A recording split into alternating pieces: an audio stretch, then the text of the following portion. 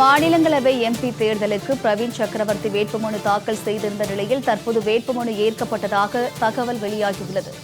மாநிலங்களவை எம்பி தேர்தலுக்கு பிரவீன் சக்கரவர்த்தி வேட்புமனு தாக்கல் செய்திருந்த நிலையில் தற்போது அவரது வேட்புமனு ஏற்கப்பட்டுள்ளதாக அண்மை தகவல் வெளியாகியுள்ளது.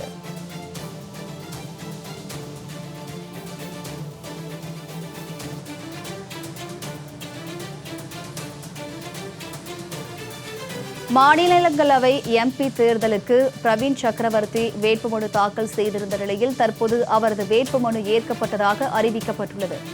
அது தொடர்பான அண்மை தகவலை பார்த்து வருகிறோம். இது தொடர்பான கூடுதல் விவரங்களை செய்தியாளர் நித்யானந்தன் வழங்க கேட்கலாம். வணக்கம் நித்யானந்தன், இது தொடர்பான முழு விவரங்கள் என்ன? மாநிலங்களவை தேர்தலுக்கான வேட்புமனு கடந்த 1ஆம் தேதி முதல் தாக்கல் செய்திருந்தார்கள். நேற்று 8ஆம் தேதியுடன் அந்த வேட்புமனு தாக்கலுக்கான இறுதி நாள் நிறைவடைந்தது. நேற்று மாலை 3 மணியுடன் வேட்புமனு தாக்கலுக்கான நேரம் நிறைவடைந்த நிலையில் இன்று காலை சரியாக 11 மணிக்கு வேட்புமனு மீதான பரிசீலனை என்பது நடைபெற்றது.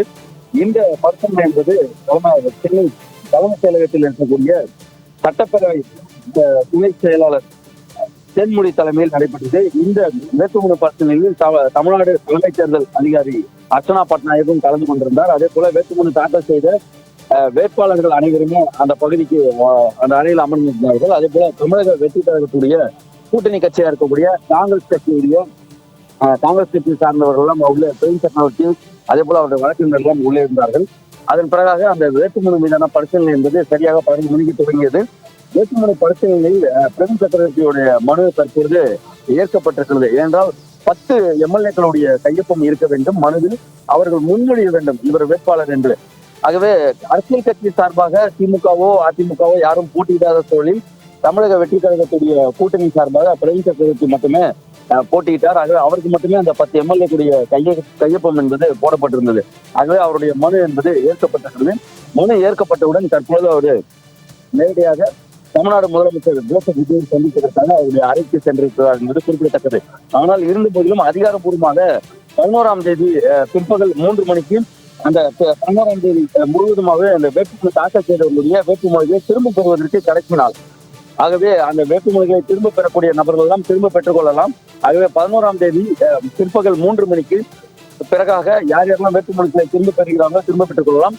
வேட்புமனுக்களை திரும்ப பெறாதவர்களுடைய மனுக்கள் அன்றே தேர்தல் அதிகாரி தள்ளுபடி செய்வார். தள்ளுபடி செய்த பிறகாக ஒரே ஒருவர் தான் அரசியல் கட்சி சார்பாக பிரவீன் சக்கரவர்த்தி போட்டியிட்டிருக்கிறார்.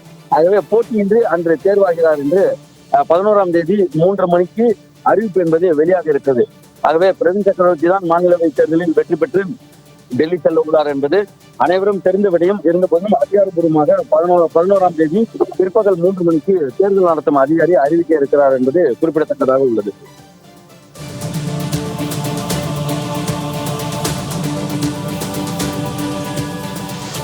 கூடுதல் விவரங்களுக்கு நன்றி நித்யானந்தன்.